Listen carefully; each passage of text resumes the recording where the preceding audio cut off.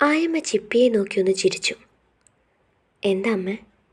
ചിന്മയ പതർച്ച മറച്ചു വെച്ചുകൊണ്ട് അവരോട് ചോദിച്ചു. മോളെ, അവൻ എന്തിയെ? അവരൊന്ന് തലയെത്തിച്ചു നോക്കി. കിടക്കുവാ അമ്മേ, ക്ഷീണമുണ്ടെന്ന് പറഞ്ഞു. കുഞ്ഞെ, അവനോട് വേറെ എവിടെയെങ്കിലും കിടക്കാൻ പറയുമോ? ഈ മുറിയിൽ ആ കൊച്ചുങ്ങൾ കൂടി കിടക്കട്ടെ. എനിക്ക് പറയാനൊരു മടി. ആയമ്മ അവളുടെ കയ്യിലേക്കൊന്ന് മുറുകെ പിടിച്ചു. ആ അമ്മേ, ഞാൻ പറയാം. അല്ലേലും മഹേഷേട്ടൻ പറഞ്ഞായിരുന്നു സന്ദീപേട്ടൻ്റെ ഒക്കെ കൂടെ പുറത്ത് കിടക്കാമെന്ന്. എങ്ങനെയോ ഒരു ചിരി വരുത്തിക്കൊണ്ട് ചിപ്പി പറഞ്ഞതും ആയമ്മ തലയാട്ടിക്കൊണ്ട് പുറത്തേക്ക് പോയിരുന്നു. പുറകെ തന്നെ മുറി ചാരിക്കൊണ്ട് ചിന്മയ അകത്തേക്കും കയറി. അവളെ കണ്ടുടനെ ഉറക്കം നടിച്ചു കിടന്നവൻ തല പൊന്തിച്ചു നോക്കി. വലത് കൈയിൽ താങ്ങി ചരിഞ്ഞു കിടന്നു നോക്കി. അമ്മ എന്താ പറഞ്ഞേ? മഹേഷേട്ടനോട് പുറത്തു കിടക്കാൻ. ചിന്മയ അവൻ്റെ അരികിലേക്കിരുന്നു. മഹേഷ് പുരികം ചുളിച്ചുകൊണ്ട് എഴുന്നേറ്റിരുന്നു. എന്ത് കാര്യത്തിനും? ഇവർക്കെന്താ ബോധമില്ലേ? കുറേ നാൾക്ക് ശേഷം ഭർത്താവ് വരുമ്പോൾ ഭാര്യയുടെ അടുത്തല്ലേ ഇരിക്കേണ്ടത്? സാഹചര്യം ഇതായതുകൊണ്ടല്ലേ മഹേഷേട്ടാ. അല്ലേലും അമ്മ മടിച്ചാ പറഞ്ഞത്. ഓ, എന്തൊക്കെ പറഞ്ഞാലും ഞാൻ പോകൂല. എൻ്റെ പൊന്നു മഹേഷേട്ടനല്ലേ, ചെല്ല്. ഇല്ല എന്ത് കരുതും? നമ്മൾ വിളിച്ചിട്ട് വന്നവരാ ഇവിടെ ഉള്ളത്, അതോർക്ക്. അവൾ അവൻ്റെ മുഖത്ത് കൈ ചേർത്ത് കൊച്ചു കുഞ്ഞിനോടെന്ന പോലെ പറഞ്ഞതും മഹേഷ് താല്പര്യമില്ലാതെ ഒന്ന് മൂളി. പിന്നൊന്ന് കള്ളച്ചിരി ചിരിച്ചു. അവൻ്റെ പെട്ടെന്നുള്ള ഭാവമാറ്റം കണ്ട് ചിന്മയ സൂക്ഷിച്ചൊന്ന് നോക്കി. എന്തേ? ഒന്നുമില്ല, ചുമ്മാ. പിന്നെ മഹേഷേട്ടൻ എന്തിനാ ഇങ്ങനെ നോക്കുന്നത്? ചിപ്പി കണ്ണു കോർപ്പിച്ചു. ഇങ്ങോട്ട് വാടി. പറഞ്ഞു തീരുന്നതിന് മുന്നേ മഹേഷ് അവളുടെ ചുണ്ടുകൾ കവർന്നിരുന്നു. ഇരു ചുണ്ടുകളും വായിലാക്കി അവൻ നുണഞ്ഞു. ചിന്മയ പിടഞ്ഞുപോയി. അവൻ്റെ പുറത്തവൾ നഖമാഴ്ത്തി. മഹേഷിന് ആവേശമായി. ഇരു ചുണ്ടുകളെയും മോചിപ്പിച്ചവൻ അവളുടെ മേൽചുണ്ട് മാത്രം നുണഞ്ഞ് അവിടുന്ന് കീഴ്ചുണ്ടിലേക്കും പല്ലുകളാഴ്ത്തി കടിച്ചെടുത്തു. ചിപ്പിക്ക് ശ്വാസം വിലങ്ങി. അവൻ അവളെ തള്ളി മാറ്റിക്കൊണ്ട് കിതച്ചു. മഹേഷ് അവളെ നോക്കി കണ്ണിറുക്കി ചിരിച്ചു. ചിപ്പി നാണത്തോടെ മുഖം താഴ്ത്തി. വിശക്കുന്നവൻ്റെ മുന്നിൽ ചിക്കൻ ബിരിയാണി കൊണ്ടുവച്ചിട്ട് കഴിക്കാൻ പാടില്ല എന്ന് പറയുമ്പോൾ ഒരു അവസ്ഥ ഉണ്ടല്ലോ, അതപ്പൻ്റേത്. ഇത്രയെങ്കിലും കിട്ടിയില്ലെങ്കിലേ ഉറങ്ങാൻ പറ്റില്ല കൊച്ചേ, ക്ഷമിക്കുക. അവൻ അവളുടെ കവിളിൽ ഒരു ഉമ്മ കൂടി കൊടുത്തുകൊണ്ട് മുറുക്കി പുറത്തേക്കിറങ്ങി. ചിന്മയ ചിരിയോടെ കിടക്കയിലേക്കും ചാഞ്ഞു. പിറ്റേന്ന് തലേ ദിവസമായിരുന്നു.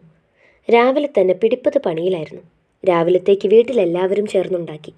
ഉച്ചക്കത്തെയും ഫംഗ്ഷനുള്ളതും കാറ്ററിംഗ് ആയിരുന്നു. തിരക്കിനിടയിൽ മഹേഷിനും ചിപ്പിക്കും ഒന്ന് സംസാരിക്കാൻ പോലും പറ്റിയില്ല. ഇടയ്ക്കൊന്ന് കാണുമ്പോൾ മാത്രം രണ്ടുപേരും പരിസരം മറന്നു നോക്കിപ്പോകും. 11 മണിയായപ്പോൾ മീനുവിനെയും കൊണ്ട് പാർലറിൽ പോയി. ചിപ്പിയാണ് കൂടെ പോയത്. മഹേഷ് കാറെടുത്തു.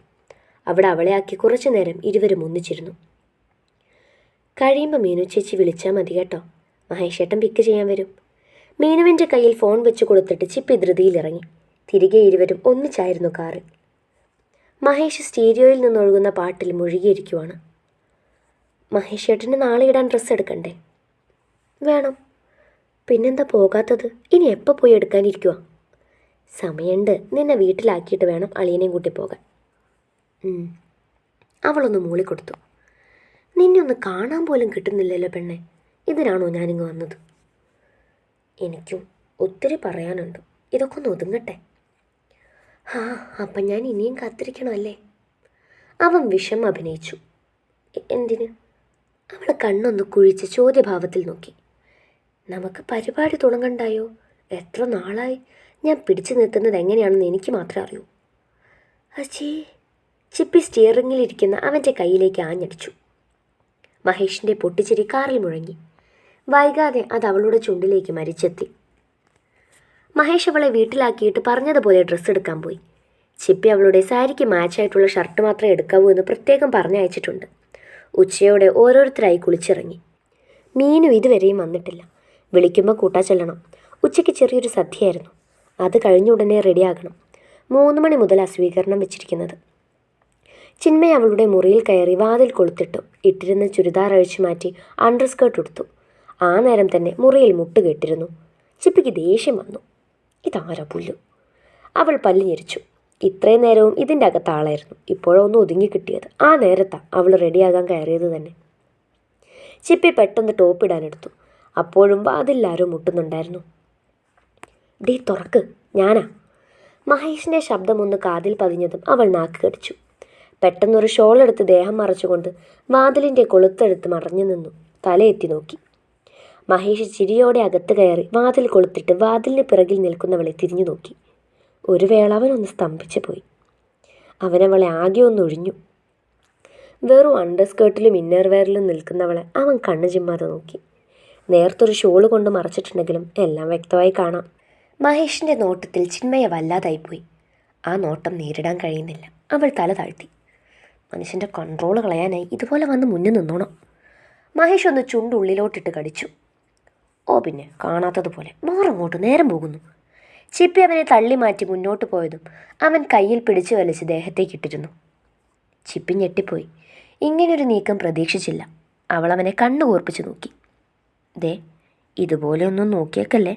ഓൾറെഡി നീ കുളിച്ചതാ, ചിലപ്പോൾ ഒന്നുകൂടി കുളിക്കേണ്ടി വരും. നാണമില്ലാത്ത മനുഷ്യൻ. ചിപ്പി അവൻ്റെ നെഞ്ചിലൊന്ന് നുള്ളിപ്പറിച്ചു. നാണോ? എന്തിന്? ഞാൻ നിന്നോടല്ലേ ഇതൊക്കെ പറയുന്നത്. ഈ ലോകത്ത് എന്ത് വൃത്തികേടും പറയാൻ പറ്റുന്നത് നിന്നോട് മാത്രം. ഓ ആയിക്കോട്ടെ, ഇപ്പോൾ വൃത്തികേട് കേൾക്കാൻ ടൈമില്ല. മാറിക്കേ. ചിപ്പി അവൻ്റെ കയ്യിൽ നിന്ന് പുറത്തേക്ക് കടക്കാൻ ശ്രമം നടത്തി. കിടന്ന് പിടയ്ക്കാതെ, ഇത്തിരി നേരം ഞാനൊന്ന് കണ്ടുവിട്ടടി. കൊതിയാവുക. എന്തിന്? പലതിനും. പറയുന്നതിനോടൊപ്പം അവൻ അവളുടെ ഷോൾ അവളിൽ നിന്നും വേർപെടുത്തി. ചിപ്പിക്ക് ആകെ ഒരു വിറയൽ. അവൾ അവൻ്റെ ഷർട്ടിൽ മുറുകെ പിടിച്ചു. അവൻ ഇടത് കൈകൊണ്ട് അവളെ ചുറ്റിപ്പിടിച്ച് തന്നിലേക്ക് അടുപ്പിച്ചു. ഒപ്പം വലത് കൈകൊണ്ട് മുഖത്തേക്ക് വീണ് കിടക്കുന്ന കുറുനിരകൾ ഒതുക്കി വെച്ചു കൊടുത്തു. മഹേഷിൻ്റെ കണ്ണുകൾ അവളിലാകെ ഓടി നടന്നു. ഒടുവിൽ ആ ചുണ്ടുകളിൽ എത്തി നിന്നതും അവനതൊന്ന് നുണയാൻ തോന്നി. ചിപ്പി അവൻ്റെ നീക്കം മനസ്സിലാക്കുന്നതിന് മുന്നേ തന്നെ അവൻ്റെ ചുണ്ടുകൾ അവളുടേതിൽ പതിഞ്ഞു പിടിച്ചിരുന്നു. ഒട്ടും വേദനിപ്പിക്കാതെ അവനത് ആസ്വദിച്ച് നുണഞ്ഞിറക്കി. ഒപ്പം അവൻ്റെ കൈകൾ അവളിൽ ഓടി നടക്കാനും തുടങ്ങി. വയറിൽ നിന്നും അത് മുകളിലേക്ക് പതിയെ പതിയെ ഇഴഞ്ഞു നീങ്ങിക്കൊണ്ട് അവളുടെ ഇടത് മാറിലേക്കായി എത്തി നിന്നു. മഹേഷ് പതിയെ ബ്രായ്ക്ക് മുകളിലൂടെ അതിലൊന്ന് തഴുകി. ചിപ്പിക്കുള്ളിലേക്ക് എന്തോ പാഞ്ഞതുപോലെ തോന്നി. അവനൊട്ടും പിന്നോട്ടില്ലായിരുന്നു. തഴുകി തടവിയവ അതിലേക്ക് അമർത്തിപ്പിടിച്ചു. ചിന്മയ ഉയർന്നു പൊങ്ങിയിട്ട് മഹേഷ് പിന്നോട്ട് മാറിയില്ല. വീണ്ടും വീണ്ടും അവൻ ആ മാറിടത്തെ ഞെരിഞ്ഞുടച്ചു. ഏറെ നേരമായതും ചുണ്ടുകളിൽ നിന്നും വിട്ടുമാറിയവൻ അവളുടെ കഴുത്തിടുക്കിലേക്ക് മുഖം പൂഴ്ത്തി. അവിടെയും അവൻ്റെ സ്നേഹമുദ്രണം പതിപ്പിക്കാൻ അവൻ മറന്നില്ല. നാവുകൾ കൊണ്ടൊഴിഞ്ഞും പല്ലുകൾ ആഴ്ത്തിയും അവൻ അവളെ രുചിച്ചുകൊണ്ടിരുന്നു. ചിപ്പിക്കും എതിർപ്പില്ലായിരുന്നു. അവളും മറ്റേതോ ലോകത്തായിരുന്നു. മഹേഷ് കിടക്കയിലേക്കിരുന്നിട്ട് അവളെ പിടിച്ച് മുന്നിലേക്ക് നിർത്തി. ചിന്മയ പുരികമുയർത്തി എന്താണെന്ന് ചോദിച്ചു. മഹേഷ് ഒന്ന് കണ്ണിറുക്കിക്കൊണ്ട് അവളുടെ വയറിലേക്ക് മുഖം പൂഴ്ത്തി വെച്ചു. ചിപ്പിയുടെ കണ്ണുകൾ മാടി അടഞ്ഞു. അവൾ അവൻ്റെ മുഖം തന്നിലേക്ക് അടുപ്പിച്ചു. അവൻ ആ പൊക്കൽ ചുഴിയിൽ ഏറെ നേരം ചുണ്ടു ചേർത്തിരുന്നു.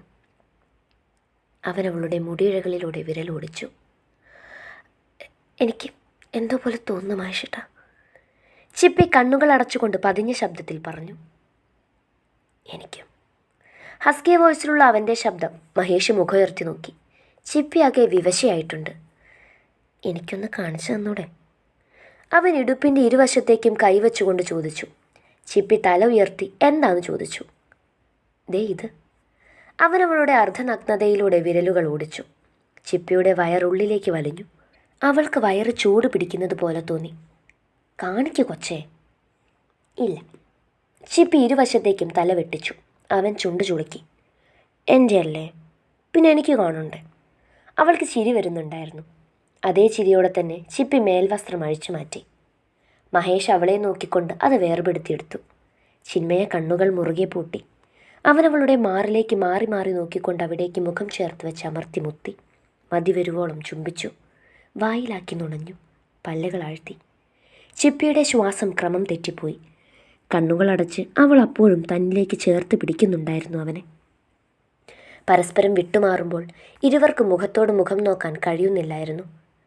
ചിന്മയ പൊടുന്നനെ അവനിൽ നിന്നും തിരിഞ്ഞു നിന്നു. മഹേഷ് ചിരിയോടെ കിടക്കയിലേക്ക് മലർന്നു. എഴുന്നേറ്റ് റെഡിയാകും മഹേഷേട്ടാ, ഇപ്പം തന്നെ നേരെ ഒത്തിരിയായി. ചിപ്പി വേഗം ഡ്രസ്സ് എടുത്തിട്ടു. മഹേഷ് ഇപ്പോഴും കിടക്കയിൽ തന്നെയായിരുന്നു. അവളുടെ ശബ്ദം കേട്ടാണ് അവൻ കിടപ്പിൽ നിന്ന് എഴുന്നേറ്റിരുന്നത്. നീ കാരണമാണ് ലേറ്റായത്. മുണ്ടൊന്ന് മുറുക്കി കൊടുത്ത് കബോർഡിൻ്റെ അടുത്തേക്ക് നടക്കുന്ന കൂട്ടത്തിൽ അവൻ പറഞ്ഞു. റെഡിയാകുന്നതിനിടയ്ക്കും ചിപ്പി കണ്ണു കുറിപ്പിച്ച് തിരിഞ്ഞൊന്ന് നോക്കി. നിങ്ങളല്ലേ മനുഷ്യ തുടക്കം ഇട്ടത്, ഇനി വാ കാണിച്ചു തരാം. ആ വരുമ്പം കാണിച്ചു തരണം, ഇല്ലെങ്കിൽ ഞാൻ കണ്ടെത്തും. അവൻ്റെ ചുണ്ടിൽ പിന്നെയും ഒരു കള്ളത്തരം. നീ പോടാ. അവന് കേൾക്കാൻ പോലും പറ്റാത്ത അത്രയും ശബ്ദം താഴ്ത്തിയാണ് അവളത് പറഞ്ഞതെങ്കിലും അടുത്തു നിന്ന മഹേഷ് അത് കൃത്യമായി കേട്ടു. അവനൊന്ന് പൊട്ടിച്ചിരിച്ചു ആ വേളയിൽ. പിന്നീട് ഒട്ടും നേരം കളഞ്ഞില്ല. ഇരുവരും വേഗം റെഡിയായി ഇറങ്ങുമായിരുന്നു. ചിന്മയ സിമ്പിളായൊരു നേവി ബ്ലൂ കളർ സ്കേർട്ടും ബ്ലൗസും ആയിരുന്നു ധരിച്ചത്. ക്രോപ്പ് ടോപ്പ് ആയതുകൊണ്ട് അല്പം വയറ് കാണാമായിരുന്നു. ഇതകത്തിരിക്കില്ലേ? അവളെ ഒന്ന് അടിമുടി നോക്കിക്കൊണ്ട് അവൻ ചോദിച്ചു. ഇല്ല, ഇരിക്കില്ല. ഇപ്പം എന്തേ? അവളും വിട്ടുകൊടുത്തില്ല. പിന്നീട് അവനൊന്നും പറഞ്ഞില്ല. അവളും. ചിന്മയുടെ അതേ നിറത്തിലുള്ള ഷർട്ടും മുണ്ടുമായിരുന്നു അവൻ്റെയും വേഷം. ചിന്മയുടെ വാശിയായിരുന്നു. യൂണിഫോം ഇട്ട് നടക്കാൻ എനിക്ക് വയ്യ എന്നവൻ പറഞ്ഞെങ്കിലും ചിപ്പിയുടെ വാശിക്ക് മുന്നിൽ അവൻ തോറ്റുപോയിരുന്നു. വീട്ടിൽ നിന്നും എല്ലാവരും ഫംഗ്ഷൻ നടക്കുന്നിടത്തേക്ക് പോയി. അവസാനം ഇറങ്ങിയത് ഇവരായിരുന്നു. മീനുവിനെ നേരിട്ട് അവിടെ കൊണ്ടുപോയി.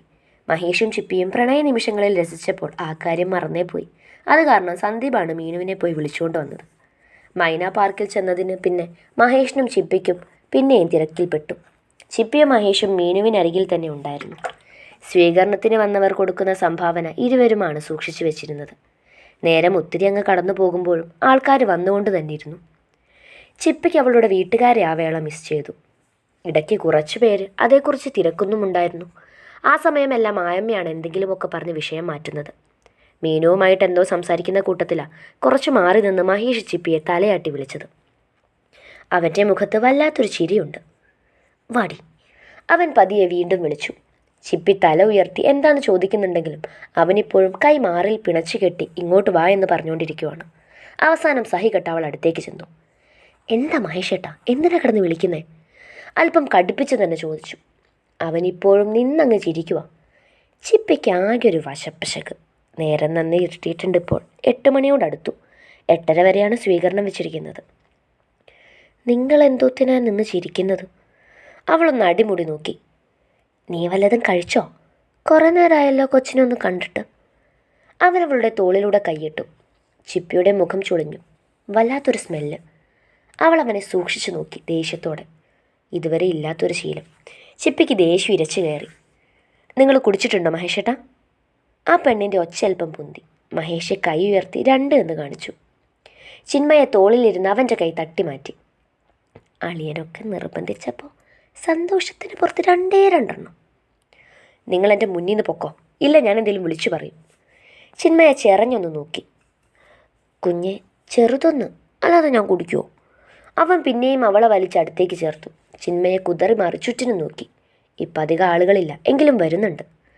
നിങ്ങൾക്ക് തീരെ ബോധമില്ലേ മഹേഷേട്ടാ? അവളുടെ പല്ല് ഞെരിഞ്ഞു. മഹേഷിൻ്റെ മുഖത്തും വേർതിരിച്ചെടുക്കാൻ പറ്റാത്ത ഭാവം. ഇനി നല്ല ദിവസമായിട്ട് തന്നെ ഇത് വേണമായിരുന്നു. നിങ്ങൾ കുടിച്ചിട്ടുണ്ടെന്ന് അറിയാൻ പറ്റുന്നുണ്ട്. ആരെങ്കിലും വല്ലതും പറയും. കുടിയൻ്റെ ഭാര്യ എന്ന് കേൾക്കേണ്ടി വന്നാൽ ഞാൻ ചത്ത് കളയുന്നു നോക്കിക്കോ. ചിന്മയുടെ കണ്ണ് നിറഞ്ഞു. മഹേഷ് അവളെ ഒന്ന് സൂക്ഷിച്ചു നോക്കി. അതിന് മാത്രം ഞാൻ ഓവറല്ല എന്ന് എനിക്ക് ബോധമുണ്ട്. നീ പിന്നെ എന്തിനാ ഇത്ര കിടന്ന് വരയ്ക്കുന്നേ? അവനും വിട്ടുകൊടുത്തില്ല.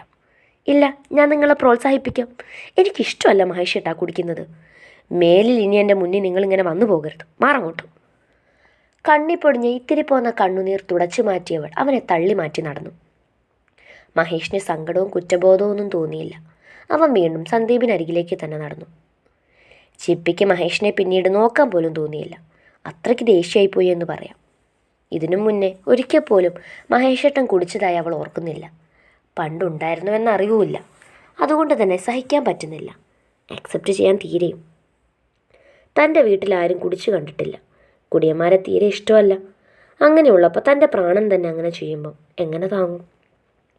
ചിന്മയെ ഇത്രയും പ്രശ്നമാക്കില്ലായിരുന്നു. കാരണം കുടിക്കാത്തവരായിട്ട് ആരുണ്ട്? ചുരുക്കം പേര്. ഇടയ്ക്കൊന്ന് കുടിക്കുന്നത് തെറ്റുമില്ല. പക്ഷേ മഹേഷേട്ടൻ ഇന്ന് എന്തിനിങ്ങനെ ചെയ്തു എന്നതായിരുന്നു അവൾക്ക് കൂടുതൽ ദേഷ്യം ഉണ്ടാക്കാൻ കാരണമായത്. സ്വന്തം മകളുടെ കല്യാണത്തലേന്ന് ആങ്ങളെ കുടിച്ചിട്ട് നിൽക്കുന്നത് കാണുമ്പോൾ ആൾക്കാർ മുറുമുറുക്കും. മഹേഷിനെ വേറെ ആരും കുറ്റം പറയുന്നത് അവൾക്കൊട്ടും താങ്ങത്തുമില്ല. ചിന്മയെ കഴിച്ചുകൊണ്ടിരുന്ന പൊറോട്ട പ്ലേറ്റിൽ തന്നെ ഇട്ട് കൈ കഴുകാൻ എഴുന്നേറ്റു. ഫംഗ്ഷൻ കഴിഞ്ഞ് എല്ലാവരും ഒരുമിച്ചാണ് കഴിക്കാനിരുന്നത്, ഫാമിലിയായിട്ട്. ആ നേരത്ത് പോലും മഹേഷേട്ടനും സന്ദീപേട്ടനും വന്നിട്ടില്ല. അതുകൂടെ ആയപ്പം ചിന്മയ്ക്ക് കൂടുതൽ ദേഷ്യമാണ് തോന്നിയത്. തിരികെ വീട്ടിലെത്തുമ്പോൾ ചിപ്പി ആരോടും ഒന്നും മിണ്ടാതെ കയറി പോകുമായിരുന്നു. മഹേഷ് ആ വേള അവളെ ഒന്ന് നോക്കി. ഇത്രയും നേരമായിട്ട് അവളൊന്നും മിണ്ടിയിട്ടില്ല എന്ന ബോധം അവനെപ്പോൾ ഉണ്ടായി. എങ്കിലും അവളോട് മിണ്ടാൻ പോയില്ല. ചിന്മയ ഡ്രസ്സ് മാറി മേലൊന്ന് കഴുകിയിട്ട് വന്നപ്പോൾ അവനും മുറിയിലേക്ക് കയറി വാതിലടച്ചു. ചിപ്പി മുഖത്ത് പോലും നോക്കിയില്ല. തിരിഞ്ഞു നിന്ന് ഇട്ടിരുന്ന ഡ്രസ്സ് മടക്കി വെച്ചുകൊണ്ട് നിന്നു. മഹേഷ് കിടക്കയിലേക്കിരുന്ന് അവളെ തന്നെ നോക്കി. സോറി കൊച്ചേ, അവൻ ഏറെ നേരം കഴിഞ്ഞപ്പോൾ പറഞ്ഞു. ചിപ്പിയുടെ ഇരുണ്ട മുഖം അവന് കാണാൻ പറ്റുന്നില്ലായിരുന്നു. അതുകൊണ്ടാണ് ക്ഷമ ചോദിച്ചത്. പക്ഷെ ചിപ്പിയുടെ മുഖം തെളിഞ്ഞിട്ടില്ല. ഡി, നിന്നോട് ഞാൻ ക്ഷമ പറഞ്ഞില്ലേ? പിന്നെ ആരെ കാണിക്കാനാ മുഖം കയറ്റിപ്പിടിച്ച് വെച്ചിരിക്കുന്നത്? നിങ്ങൾക്കൊന്ന് സംസാരിക്കാതിരിക്കാൻ പറ്റുമോ? പറ്റില്ല. ചോദിച്ചപ്പോൾ തന്നെ മറുപടി വന്നിരുന്നു. ഇതിനു വേണ്ടിയായിരുന്നെങ്കിൽ നിങ്ങൾ വരണ്ടായിരുന്നു മഹേഷേട്ടാ, അവിടെ തന്നെ നിന്നാൽ മതിയായിരുന്നു. ചിന്മയ്ക്ക് ദേഷ്യവും കണ്ണുനീരും ഒരുപോലെ വന്നു. ഇനി ഉണ്ടാവില്ല, എനിക്ക് കിടക്കണം. മഹേഷേട്ടൻ അപ്പുറത്ത് പോകുമോ? അവൻ്റെ സംസാരം അവൾക്ക് തീരെ ശ്രദ്ധിക്കാൻ പോയില്ല. മഹേഷിന് പിന്നീട് അവിടെ ഇരിക്കാൻ തോന്നിയില്ല. പെണ്ണ് ചൂടില്ല. നാളെ സംസാരിക്കാമെന്നോർത്തുകൊണ്ട് അവൻ മുറി വിട്ട് പുറത്തേക്കിറങ്ങി.